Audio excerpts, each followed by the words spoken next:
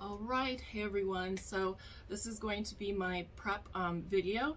So just what you need to do before the event and the class. I'm going to be going over the steps for prepping your piece, whatever it is that you decide to use. Prepping the surface is extremely important, so want to make sure that that gets done correctly. So I'm just going to move this forward.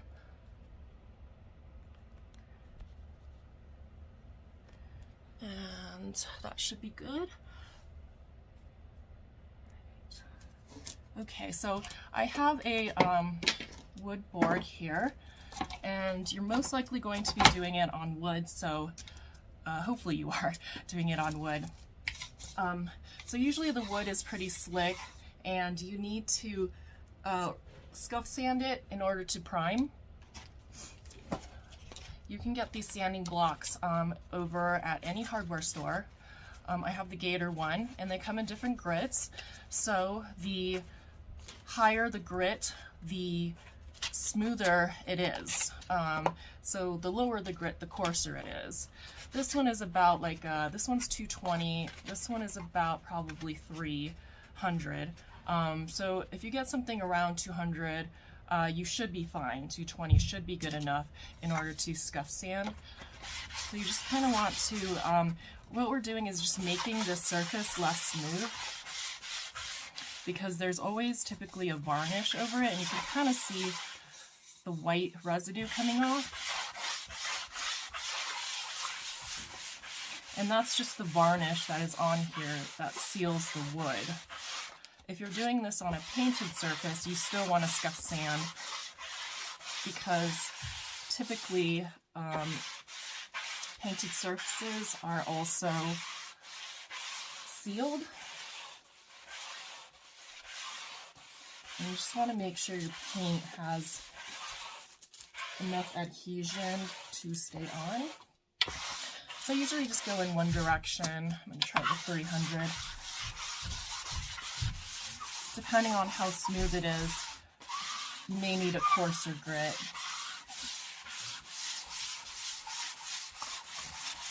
So all this white stuff coming off is just the sealant right there.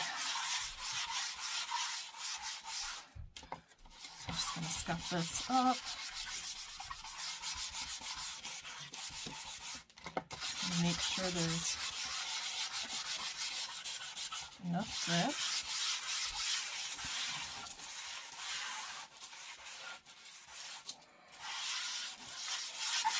I think that should do it. You don't have to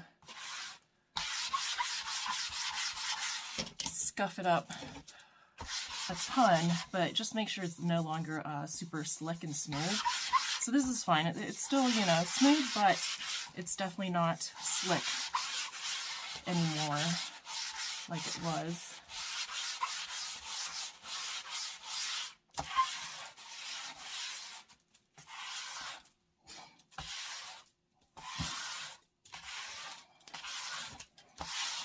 Okay, so I think that's good enough. I'm just going to wipe off the surface now. Make sure it's nice and clean. You may need to use a cleaner like TSP substitute, or crud cutter is my favorite. This is already clean. It's not, there's nothing on the surface, as I already cleaned it prior to scuffing it. So just want to make sure there's absolutely no residue on your surface. And just wipe everything off. Okay, so now I'm going to go ahead and prime the piece.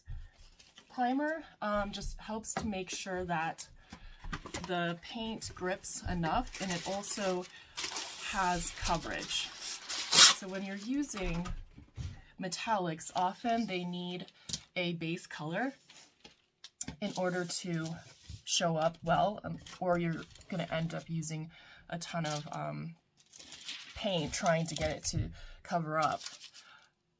So a primer is necessary. I pretty much prime everything just for adhesion issues and coverage mostly, you know, blocking stains. With wood it can stain and the tannins come through and it will stain through your paint.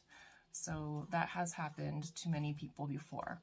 So a primer is always good to use as a basic undercoat. This one I'm using is the Rust-Oleum Ultra Cover in gray. I'm using gray because we're going to be using the brass color, bronze color, and so a slightly darker color than white would work well and give us better coverage, so we don't have to use as many coats. You can use any water-based primer, use any water-based primer that you want to, and it should work the same. So I'm just going to pour it on this, oh, I did have a can pour, but I don't know where it went. So I usually just use, you know, a piece of parchment paper, wax paper, or something,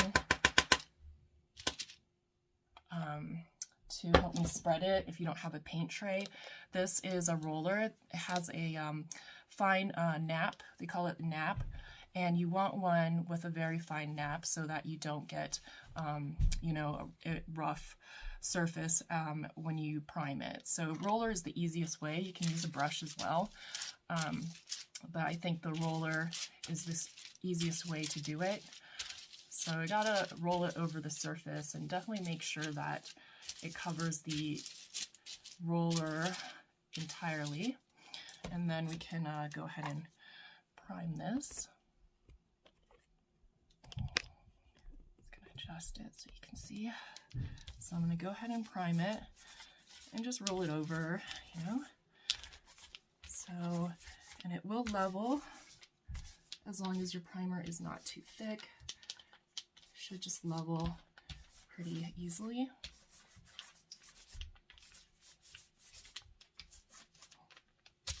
A little bit more primer.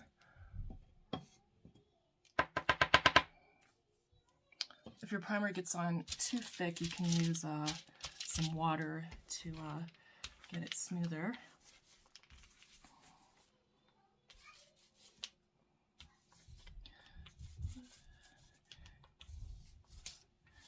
Try to make it roll rather than slide.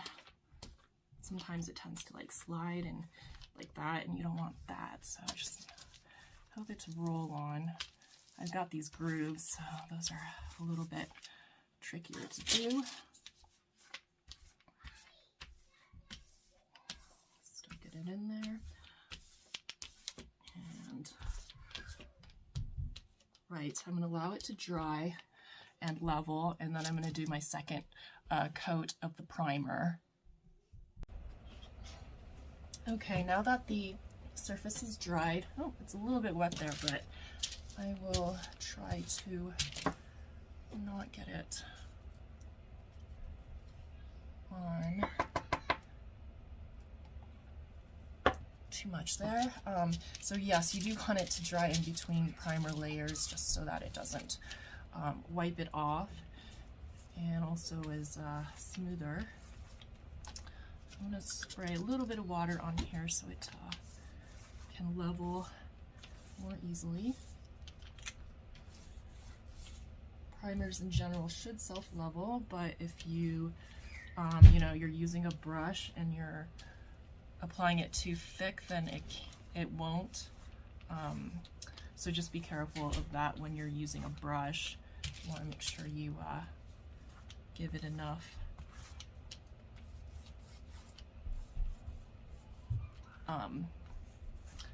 thinness so that it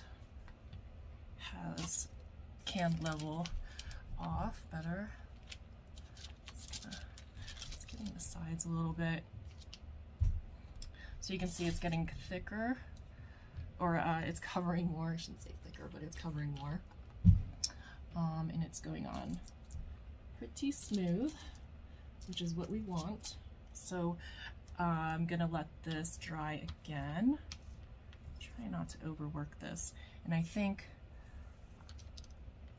this should do it as far as the amount of layers go. I don't need it to cover entirely. I just need it enough so that the paint can cover this easily and it doesn't end up streaking and stuff. So I'm gonna wait again, give it like, maybe 20 minutes to make sure that it's really dry, and if I need another coat, then I'll apply another coat again. All right, so you can see that the door is pretty much all primed and ready to go.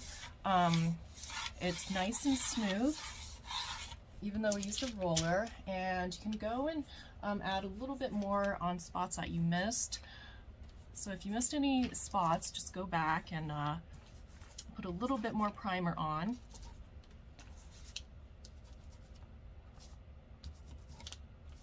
So any little areas that you didn't get, you can go ahead and do that.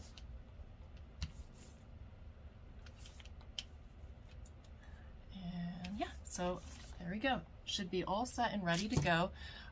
Let it dry for, you know, at least a few hours if you're doing it right before the class, so that's it's had enough time to dry and also cure a little bit, and then we can go on and put the paint on top of it after the primer has dried.